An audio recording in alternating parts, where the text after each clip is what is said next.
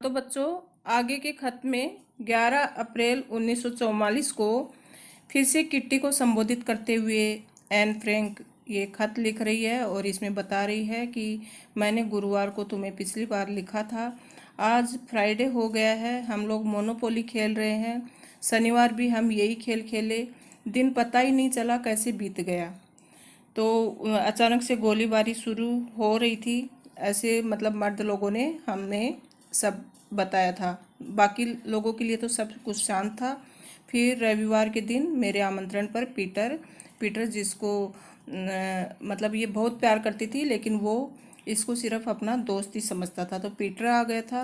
और 5 बजे तक मैं पीटर के साथ बैठी रही और रेडियो पर बोलती है कि मुझे रात्रि राग जो होते हैं वो बहुत पसंद आते हैं सुनने के लिए, तो वो सुनने के लिए मैं ऊपर चली गई थी, क्योंकि दिव्य संगीत मेरी आत्मा की गहराइयों में उतरता चला जाता है। तो इसके लिए वह रात्रि राग सुनती थी। फिर रविवार के दिन पीटर स्नान नहीं कर पाया था। नहाने का टब नीचे ऑफिस में गंदे कपड़ों से भरा हुआ रखा था।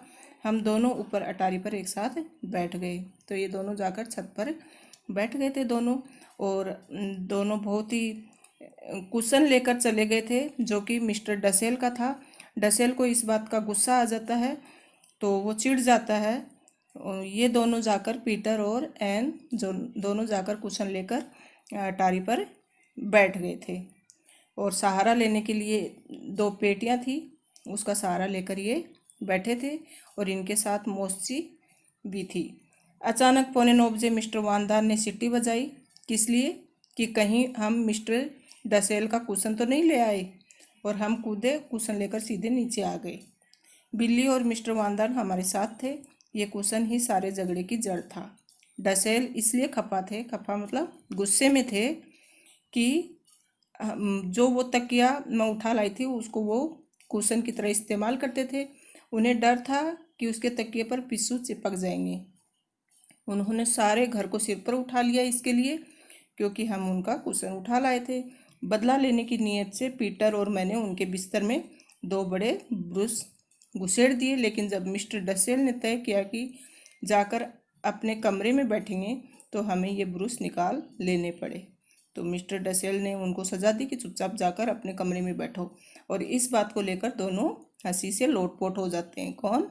एन और पीटर। एन पीटर से बहुत प्यार करती थी, इसके लिए दोनों बहुत खुश रहते थे। लेकिन हमारा हंसी मजाक जल्दी ही ख़त्म हो गया। 9:30 बजे पीटर ने हौले से दरवाज़ा खटखटाया और पापा से कहा कि वे ज़रा ऊपर आए, उसे अंग्रेजी के एक कठिन वाक्य में दिक्कत आ रही है। तो इस बात से एन एकदम सख्ते में आ जाती है कि वो कहती है कि मुझे तो दाल में कुछ काला नज़र आ रहा है। मैंने मार्गोट से कहा, तय है पीटर ने किसी और बहाने से ये बात कही है। तो अपनी बहन को बताती है।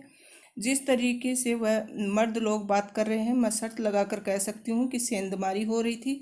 पिताजी मिस्टर वानदान और पीटर लपक कर नीचे पहुँच गए। मार्गोट, माँ मिसेज वानदान और मैं ऊपर इंतज़ार करते रहे। 4 डरी सहमी औरतें बातें ही तो कर सकती हैं।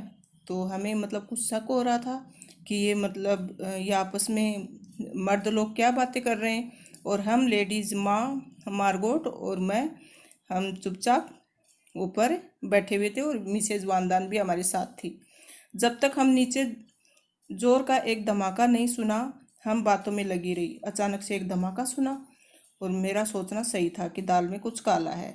उसी वक्त गोदाम में सब कुछ शांत हो गया। घड़ी ने 9:45 बजाए। हमारे चेहरे का रंग उड़ चुका था। इसके बावजूद हम डरे हुए थे, हम शांत बने रहे। हम डरे हुए थे लेकिन चुप रहे, कुछ आवाज़ नहीं निकाली। आदमी लोग कहाँ थे? वे धमाके की आवाज़ कैसी थी? क्या वे लोग सेंधमारी के साथ लड़ रहे थे? हम डर के मारे सोच भी नहीं पा रहे थे, हम सिर्फ इंतज़ार ही कर सकते थे। तो इतना भयंकर डरावना माहौल बना हुआ था इनका।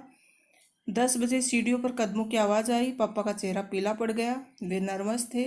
पहले वे भीतर आए, फिर उनके पीछे मिस्टर वानदान, और बोले कि बत्तियाँ बंद कर दो, दबे पांव ऊपर वाली मंजिल पर चले जाओ, पुलिस के आने की आशंका है। तो इनको अचानक लगा कि पुलिस को पता चल गया कि हम लोग यहाँ छुपे हुए हैं, और पुलिस यहाँ पर हम लोगों को देखने आ रही है। तो इस तरह से सबके मन में डर बन गया था। अब डरने का वक्त नहीं बचा है। बत्तियां बुझा दी। मैंने फटाफट एक जैकेट उठाई। हम ऊपर जाकर बैठ गए। हमें कुछ बताने वाला कोई भी नहीं था। मर्द लोग वापस नीचे जा चुके थे। वे चारों 10:10 तक वापस नहीं आए। तो फिर पीटर की खुली खिड़की में से निगाहें रखते थे। पीटर देखता था कि खिड़की में से कुछ पता चले। हमने रात को जलाई जाने वाली बत्ती पर एक स्वेटर डाल दिया। तब उन्होंने हमें सब कुछ बताया कि क्या हुआ। फिर बाद में पता चलता है कि वह नीचे गया तो देखता क्या कि गोदाम के दरवाजे में से बाईं तरफ का आधा फट्टा गायब है। वह लपक कर ऊपर आया और होम गार्ड्स को चौकन्ना किया। वे चारों तरफ लपके लपके नीचे आए। जब वे गोदाम में पहुंचे तो सेंधमार अपने धंधे में लगे हुए थे। बिना सोचे समझे मिस्टर वानदान चिल्लाए, पुलिस!